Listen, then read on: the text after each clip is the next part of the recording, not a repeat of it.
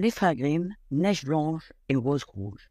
Une pauvre veuve vivait seule avec ses deux filles dans une maisonnette entourée d'un petit jardin. Dans ce jardinet poussaient deux rosiers, l'un blanc, l'autre rouge, et les deux fillettes avaient le teint aussi frais et aussi clair que les roses des rosiers. Aussi, leur mère les avait-elle appelées Neige Blanche et Rose Rouge. C'étaient de pieuses et bonnes petites filles, plus travailleuses qu'aucune enfant de leur âge. Elles se ressemblaient en toutes choses, si ce n'est que Neige Blanche était plus douce et plus calme que sa sœur. Rose Rouge aimait à courir à travers la chambre pour cueillir des fleurs et surprendre les oiseaux dans leur nid. Pendant ce temps, Neige Blanche aidait volontiers sa mère dans les soins du ménage et s'asseyait près d'elle pour lui faire la lecture lorsqu'il n'y avait plus d'ouvrage. Les deux enfants s'aimaient tendrement et se promenaient toujours ensemble, la main dans la main. « Nous ne nous quitterons jamais, disait Neige Blanche. « Non, jamais, aussi longtemps que nous vivrons, répondait Rose Rouge.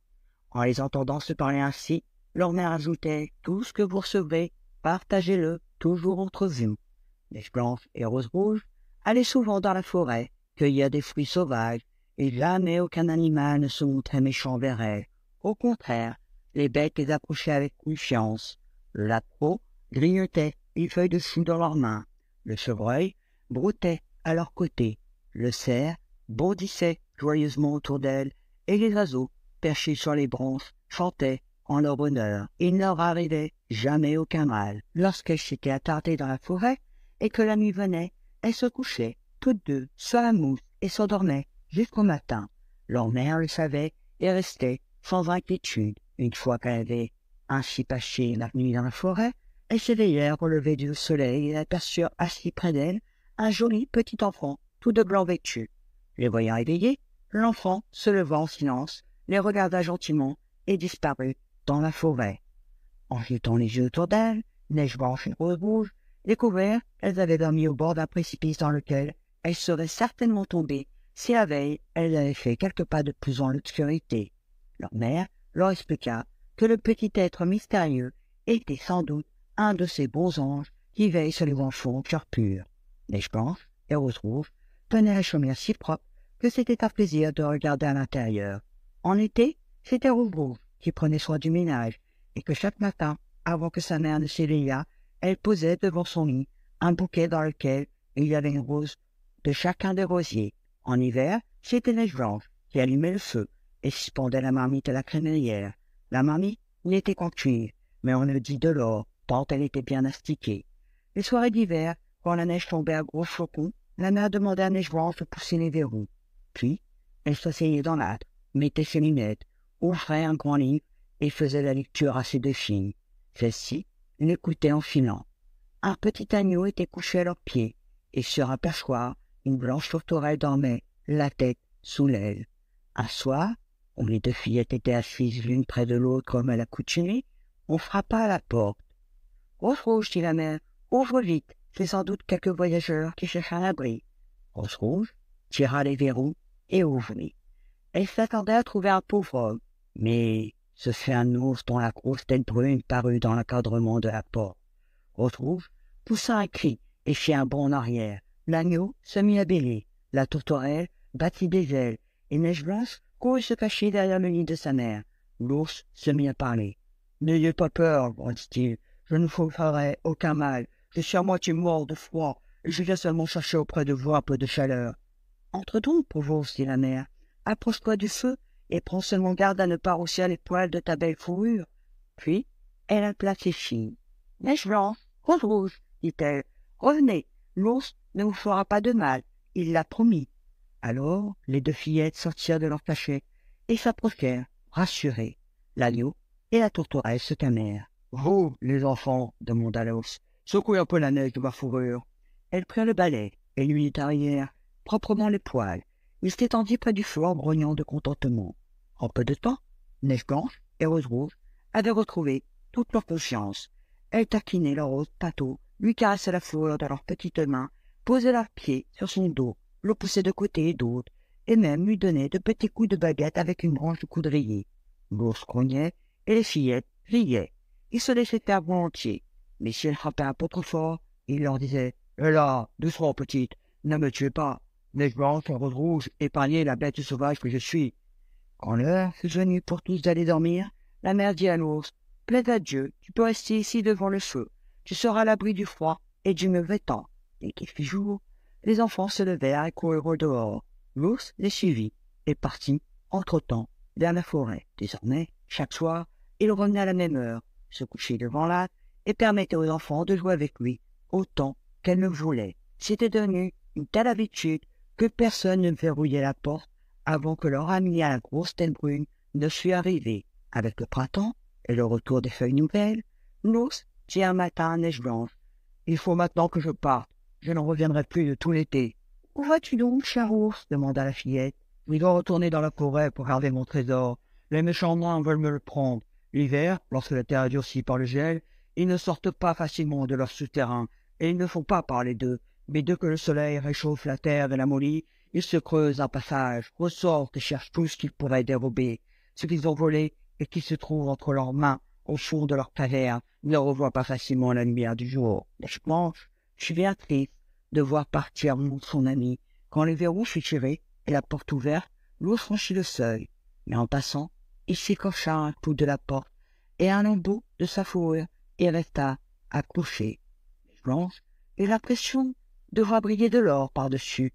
L'ours partit d'un trot rapide et disparut derrière les arbres. Quelques jours plus tard, la mère envoya ses filles dans la forêt ramasser du bois pour le feu. Dans une clairière, elles découvrirent un grand arbre abattu autour duquel sautillait quelque chose d'étrange, mais elles ne pouvaient deviner ce que c'était. En s'approchant, elles virent qu'il s'agissait d'un nain au visage tout ridé. Il portait une barbe blanche longue d'une aune. La pointe de sa barbe était coincée dans une fente de l'arbre et le petit homme sautait de ci de là comme un chien enchaîné sans parvenir à se libérer. De ses yeux rouges, il jeta aux fillettes un regard courroucé et il leur cria d'une petite voix stridente. « Savez-vous à rester plantés comme des souches à me regarder? Qu'attendez-vous pour me libérer ?»« Comment tu fais cela, petit homme ?» demanda Rose Rouge. « Espèce de dame curieuse! Je vous ai coupé cet arbre pour avoir du petit bois. J'en ai besoin pour faire cuire nos petits plats. Nous ne pouvons pas nous servir de grosses bûches comme vous, parce que nous n'avons pas aussi grossièrement que vous autres, le homme que vous êtes. J'avais déjà enfoncé mon coin dans la fonte, mais ce sol doit être trop lisse. Le coin sautait tout à coup et l'arbre s'est refermé ici. Je n'ai pas pu retirer ma belle barbe blanche.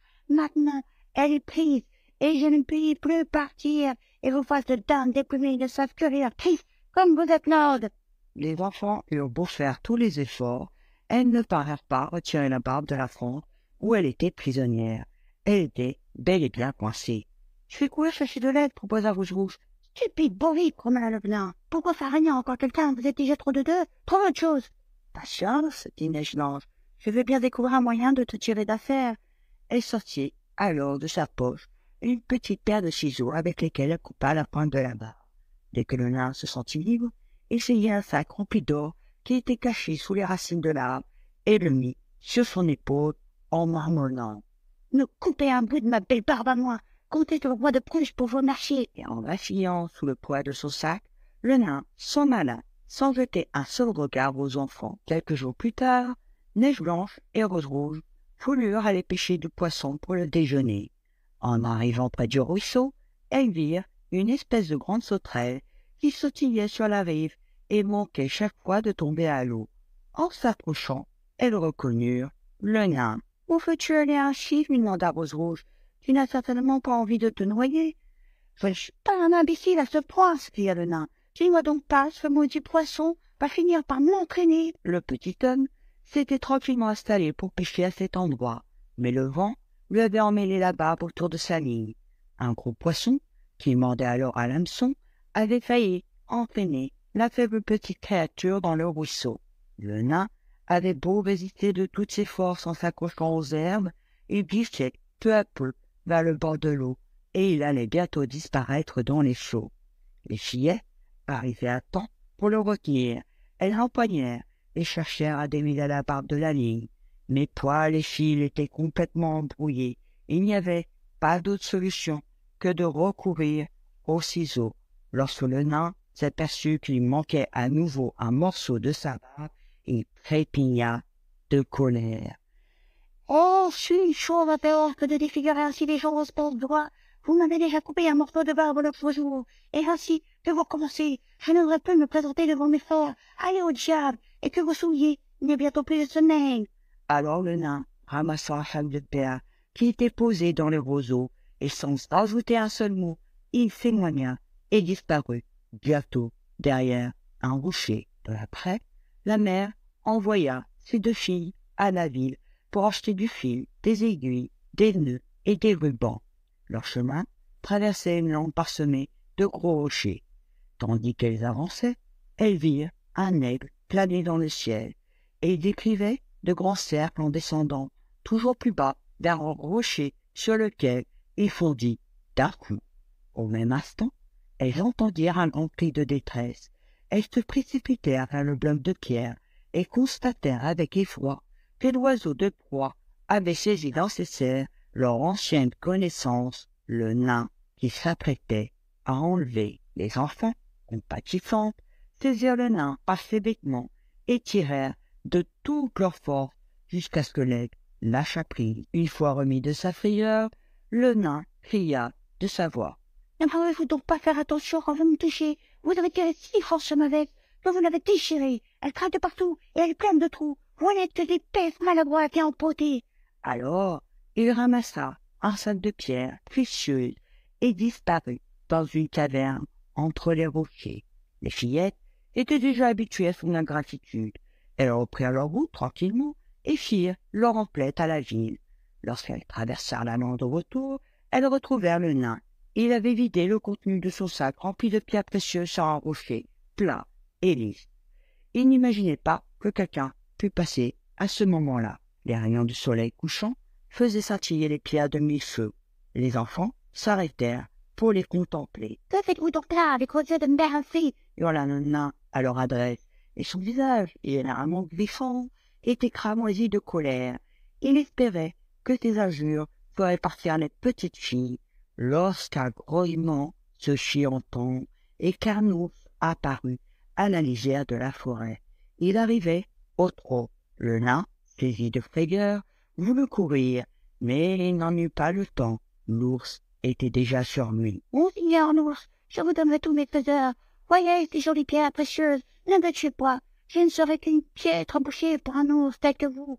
Ah, ce n'est pas comme cette fillette aussi grasse que de jeunes tailles. Quel régal! Croquez-les donc. » L'ours ne prêta aucune attention aux paroles de la créature malfaisante. D'un seul coup de sa patte, il étendit raide mort. Les enfants s'étaient sauvés, mais l'ours les rappela. « Neige blanche, rose rouge, n'ayez pas peur, attendez-moi, je viens avec vous. » Elles reconnurent alors sa voix et s'arrêtèrent.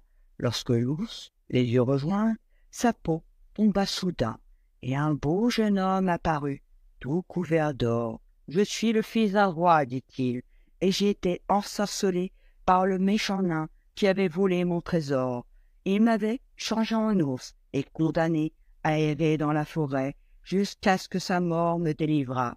Il a enfin reçu la punition qu'il méritait. » Plus tard, Neige Blanche épousa le prince, et Rose Rouge épousa son frère. Ils se partagèrent le grand trésor que le nain avait entaché dans sa caverne. La pauvre veuve vécut encore longtemps, sereine et heureuse auprès de ses enfants. Elle avait emporté avec elle les 2 petits rosiers et les avait fait planter devant sa fenêtre. Et chaque année, au printemps, des roses blanches et des roses rouges fleurissaient sur les rosiers. Merci de m'avoir écouté et on se retrouve bientôt pour de nouvelles aventures.